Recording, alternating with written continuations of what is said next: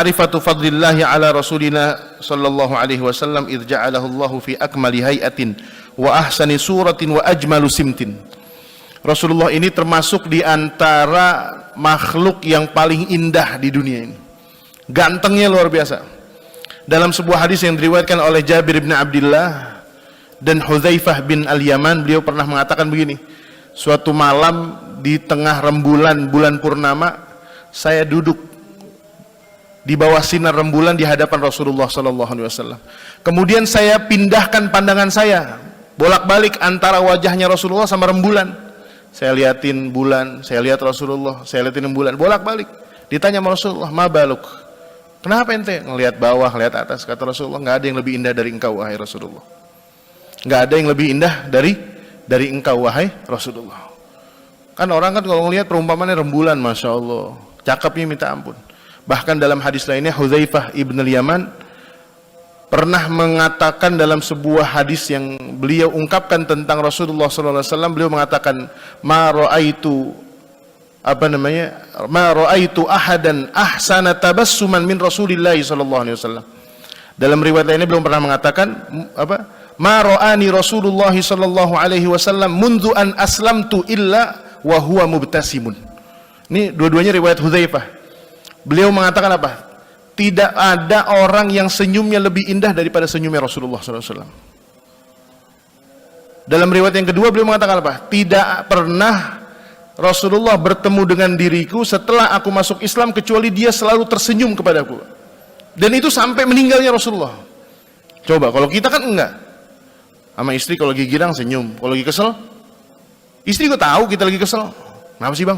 Muka asem banget. Kagak pakai asem saya. Habis ngopi tadi pakai gula begitu. Padahal mukanya asem. Kadang kita juga ngerti.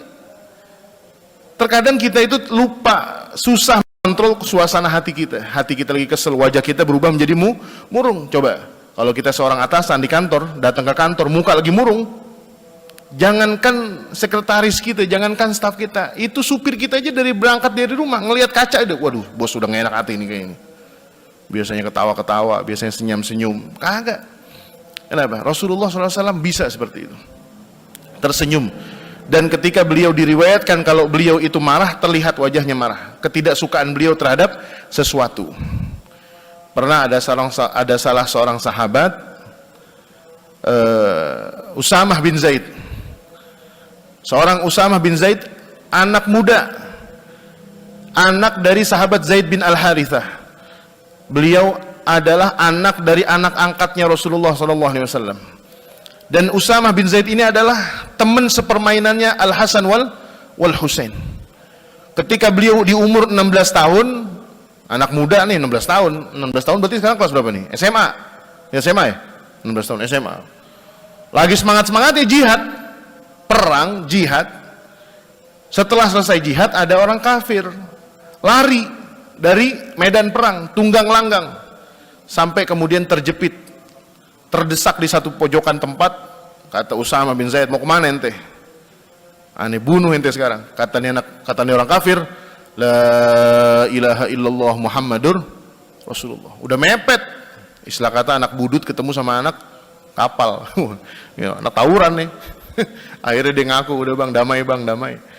Kalau ini enggak nih, ada orang kafir berperang di salah satu perangnya Rasulullah SAW, kemudian kepepet. Daripada gue mati, mendingan gue ngucapin 2 kalimat syahadat. Tetapi Usamah bin Zaid saat itu melanggar. Ini orang udah ngucapin kalimat la ilaha illallah Muhammad Rasulullah, masih tetap dibunuh. Usamah bin Zaid nggak tahu menahu.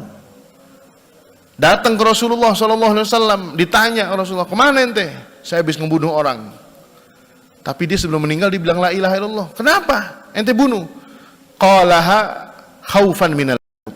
Itu orang mengatakan itu takut daripada mati. Maksudnya Usamah bin Zaid ini orang kagak ikhlas ya Rasulullah. Tapi kata Rasulullah SAW mengatakan, asyaqaqta sadrahu ya Usamah. Apakah engkau sudah membelah dadanya? Maksudnya ente tahu isi hatinya. Tuh orang jujur apa kagak? Karena Islam itu hanya meminta agar kita menghukum secara zahir saja. Ketika ada satu tempat misalnya di daerah sini ada orang tukang jual jamu. Kan kadang tukang jual jamu spanduknya tulisannya Sido Muncul, Kuku Bima, kan itu ya.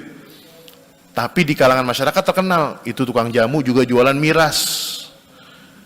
Suatu waktu kita ngelihat ada jamaah masjid keluar dari itu tenda. Besoknya ketemu sholat, kita bilang, nih kemarin dikeluar dari Sido Muncul nih. Langsung otak kita terbang nih, jangan-jangan dibeli miras nih. Nah, ini nggak boleh. Nggak boleh seperti itu. Kalau zaman dulu di Surabaya ada namanya Gang Doli, tahu Gang Doli? Yang terkenal dengan pusat prostitusi. Ada orang keluar pakai sarung, pakai koko, peci, keluar dari Gang Doli. Waduh, kagak beres nih Ustaz. Baru keluar dari situ. Nggak bisa. Kita tidak boleh menghukumkan sesuatu itu dengan sekelebatan mata, secara zahirnya mata. Nah, itu juga sama. Usamah bin Zaid ketika Rasulullah mendengar berita itu, ihmarra wajhu Rasulillah sallallahu alaihi wasallam. Wajah beliau merah. Wajah beliau merah. Dan tetapi dengan seperti itu Rasulullah SAW masih saja dikatakan oleh Sayyidah Aisyah radhiyallahu taala anha,